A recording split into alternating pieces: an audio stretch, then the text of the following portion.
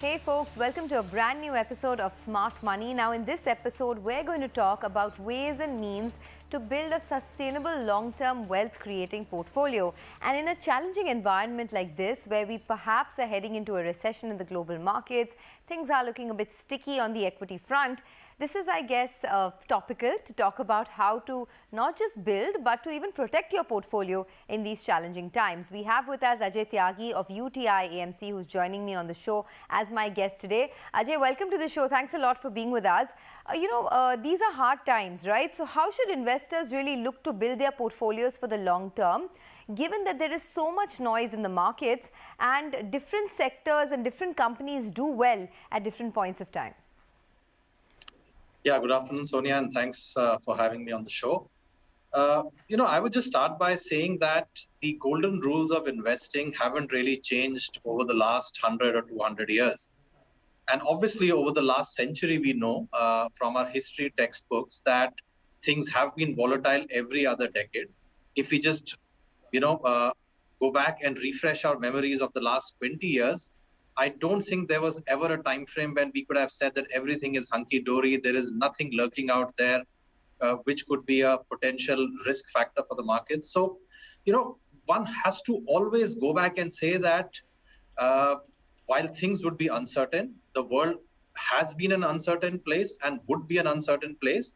What are the real golden rules for creating a strong portfolio which is able to withstand such kind of events that keep coming in? You talked about recession. That's the most topical thing, as you rightly said. But there must be something to actually fall back on, which would be able to, take care of such kind of events, which would be, as people say, anti-fragile. And I think it's there that I would say quality investing plays a very, very important role. Quality investing basically can look through cycles. It need not be something which has to be invoked at a particular point of time and to be actually flipped over to embrace something else at some other point of time. I think this is one of those strategies which you can cling on to and hold on to through the cycle and through many decades. But Ajay, correct me if I'm wrong, right? I mean, it hasn't, the definition of quality investing really changed compared to what it was, say, 10, 15 years ago. I mean, the same companies that have been growing for the last 15 years may not be the leaders of the next, right? Purely because of so much disruption, digitization, new players entering. So just define high quality investing for our viewers. Sure. I think I'll come back to this question on disruption in a bit, but let us start by defining quality. I think different people would have different definition of quality, but let's just, stick to the most objective definition of quality, which is nothing but the ability of a business to generate return on capital substantially higher than the cost of capital, and that too across the cycle, not at a particular point of time of the economic cycle, but through the cycle, through its various ups and downs. Now, this is when I would say 80 to 90% of businesses get knocked out. Because do remember, not all businesses, in fact, very, very few businesses are able to hold on to their profitability, able to hold on to their return on capital being higher than cost of capital at various points of time in the cycle, particularly during the downturns or I would say recessionary times in any economy. So I think that's the most dependable definition. One can look at the behavior of businesses in 2008 and 9 when the world was struck by the financial crisis. One should look at the behavior of businesses during 2020 when the world was struck by another unexpected event called the pandemic.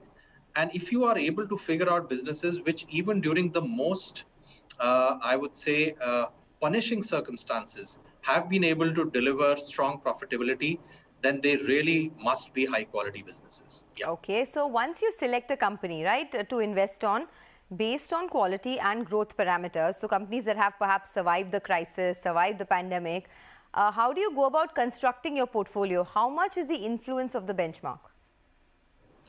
No, that's a very good question. I would say that quality investing itself can be actually practiced in many different ways. I would say that the one that comes naturally to us is to be agnostic of the benchmark, not look at the benchmark at all and truly be bottom up in the portfolio construction approach. Because if you look at the benchmark, then you sometimes can actually get caught down by these heavy weightage sectors, which may not qualify as sectors which possess or which have high quality businesses in them, but you still would want to actually own one or two businesses so that you don't go too divergent from the benchmark or too divergent from the outcomes of the benchmark. So I would say the best way to exercise the quality strategy is to be bottom up. Don't look at the benchmark.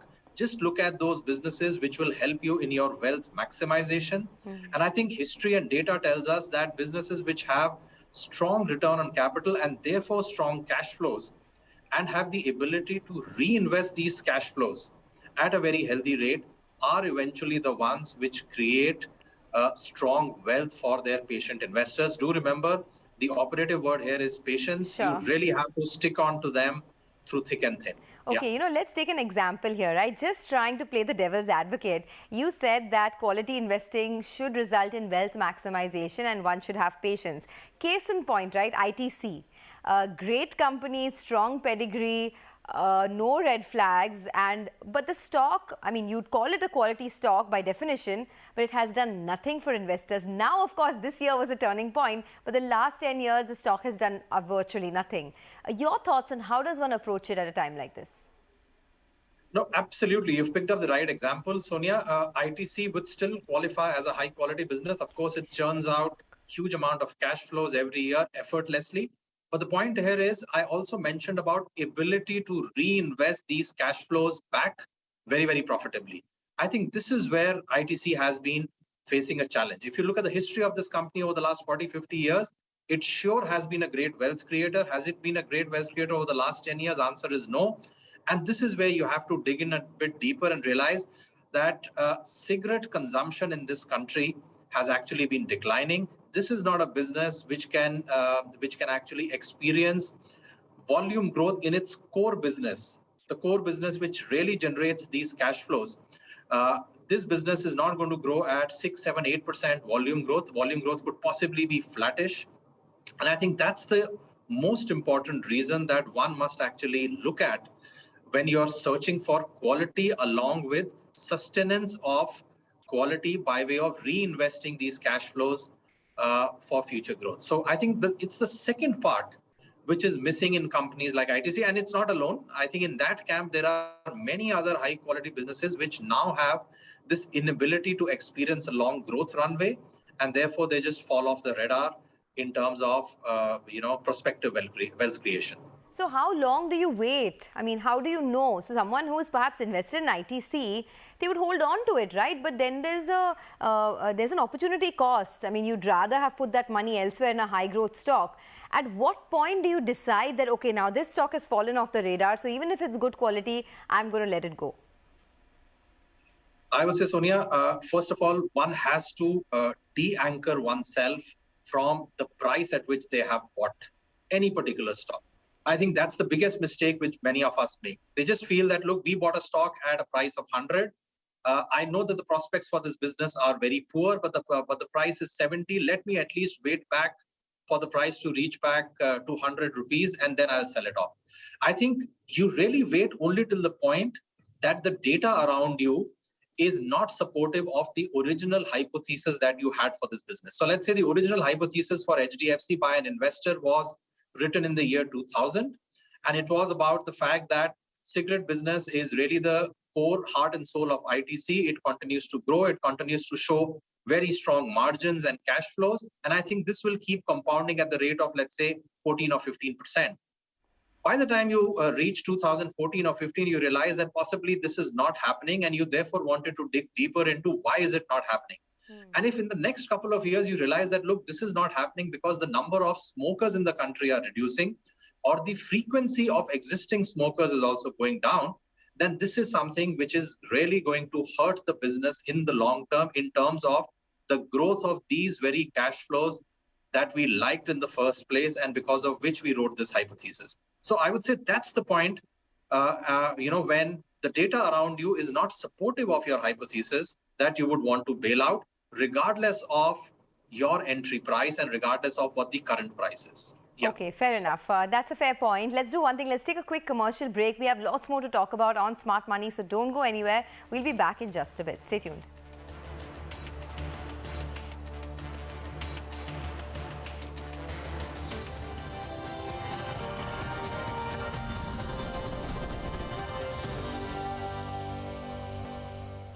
Welcome back. You're still watching Smart Money on CNBC TV18. Still with us is Ajay Tyagi of UTI AMC, and the topic at hand is sustainable wealth creation in challenging times. Ajay, before the break, we were talking about ITC and how one should sort of look at growth companies, but then there should be a hard stop. Once you notice that the company is not performing, then perhaps it's time to let go. Such high quality and high growth businesses usually trade at very expensive multiples as well, right? How do you deal with the issue of valuations? Even if a stock is highly valued, but if the stock is doing well, if there are no red flags, if the pedigree is strong, no corporate governance issues, do you still stay with it or do you move on? Sure. I think, Sonia, we'll have to divide this question into two parts. Everything when it comes to investing has to be seen in the context of the time frame that the investor has. And I would say that this question of valuation becomes very, very pertinent if the investor is only having a 1 or a 2 or a 3-year time horizon. But actually, this question of high valuation fades away if you have a time frame of 5 years, 7 years, and 10 years. Because what matters in the long run, 5, 7, and 10 years, is not really the starting valuation. Of course, the starting valuation would have consequences on the overall return that you make, and I'm not refuting that.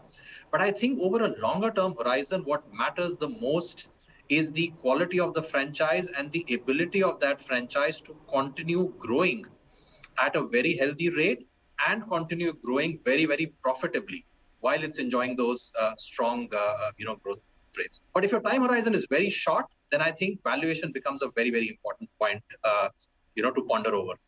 The second part of your question is, do these high quality, high growth companies, if trading at a valuation of 40, 50 times, basically mean that they are too expensive, even from a longer term perspective?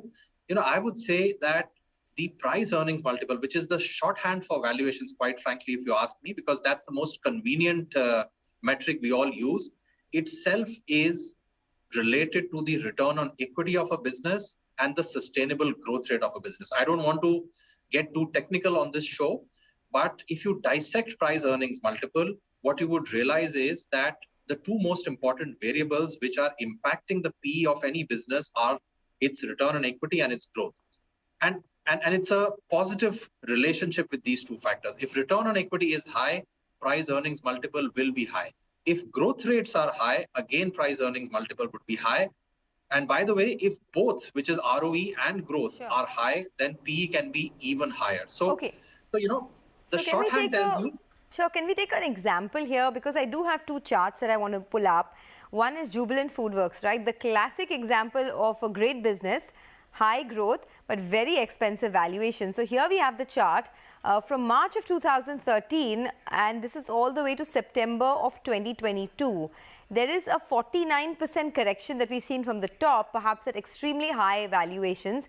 So you have to be sort of prepared, Ajay, with that kind of correction because of a valuation discomfort, right? So the question that I'm asking is, how do you know when is the right time to be buying the stock? I mean, if you had bought way back in March 2013, the correction wouldn't have really impacted your profitability. But if you had bought a little later in the cycle, then you would have been sitting with steep losses. What do you do then?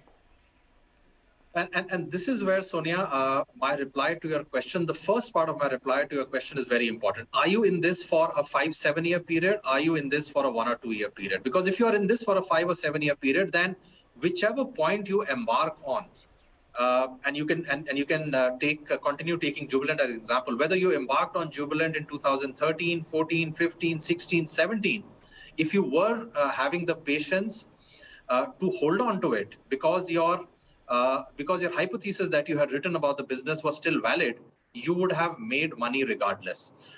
Don't forget that despite falling 50% in the last 9 months, the long range CAGR, the 10-year CAGR for Jubilant still remains a very healthy 25%. There are very few businesses which can give you that kind of a return sustainably. So I think the important thing, and I'm coming back to this, is to keep testing your hypothesis. Does Jubilant really remain a great franchise? Does Jubilant have the ability to increase its number of stores from, let's say 1,100 to 2,000 over the next 5-7 years? Does Jubilant have the ability to actually have more streams of growth coming in by launching new categories, which, by the way, they have recently launched? So I think these are the more important questions, rather than just fretting about, look, is it too expensive? Can I just book some profits here and wait for a couple of years before it gets more cheap? I think a pure quality investor is always looking at the business outcomes rather than fretting about, can the stock price correct more than the market? Yeah. So we have another chart, right, that I do want to pull up, which is the chart of Info Edge. And if you look at that, of course, Info Edge has had a one-way rally all the way from March 2013 to it's almost a one-way rally actually till 2021 or so. But then the correction, it halved. It was a 52% correction that we saw. What do you do with a company like this? I mean, does the same argument that you made for Jubilant, does it hold for Info Edge as well?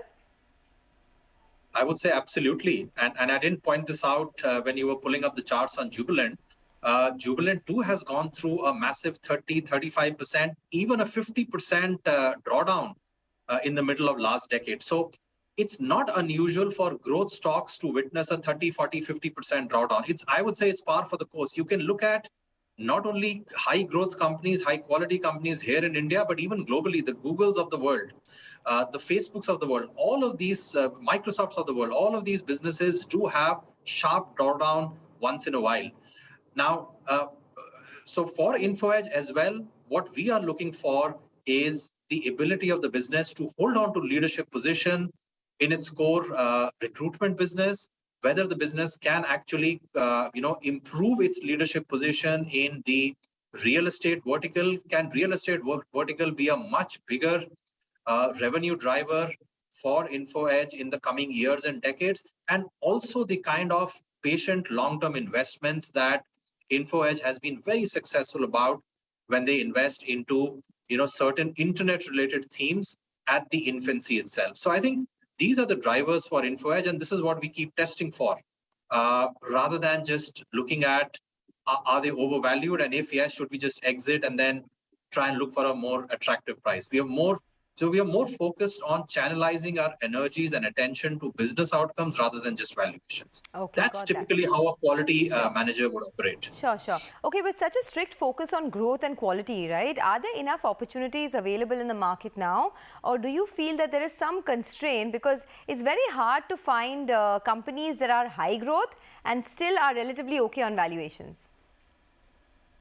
Absolutely, I fully agree. But I would also want to take you back 100 years when the famous economist Pareto wrote the 80-20 law. And I think that law is applicable for every walk of life. And I think it's applicable for investing as well. History shows us, whether it's the Indian markets or developed markets, that barely 10 to 15% companies are able to really create all of the wealth. And I think when you look at the Indian markets over the last 20, 30 years, you would agree with me that there certainly have been less than 100 companies which have really created that sustainable wealth. So, I always consider this to be a very, very important starting point. It basically guides us that we don't need to fish in all the ponds. We really need to be doubling down and fishing into those ponds where the probability of finding out the long-term winners is very, very high. And this pond is what I've just explained. The economic characteristics of such businesses are high ROCs, ability to reinvest, long growth runways, very, very strong balance sheet with low to no debt, strong cash flow generation, and so on. If you can concentrate on this set of companies and be very, very focused in terms of picking out winners, your probability of actually generating long-term wealth to our mind is high. Okay, that was a very, very helpful explanation, and it's something that perhaps people are aware of, but they need a reminder time and time again, right? wisdom or the pearls of wisdom with regards to wealth creation. Ajay, thanks a lot for joining in. Have a great day. Well, that's a wrap. But before we wrap up, we have a financial tip of the week for you. And today's financial health tip is, what is an income fund and what are the benefits of investing in income funds? Now, the objective of an income fund is to provide regular and steady income to investors.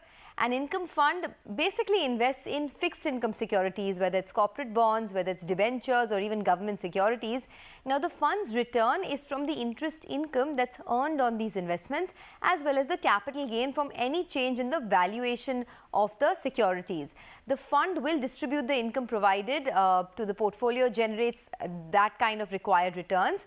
Now, there is no guarantee on the income, and the returns will depend upon the tenor and the credit quality of the securities held. But the biggest advantage of an income fund is high liquidity.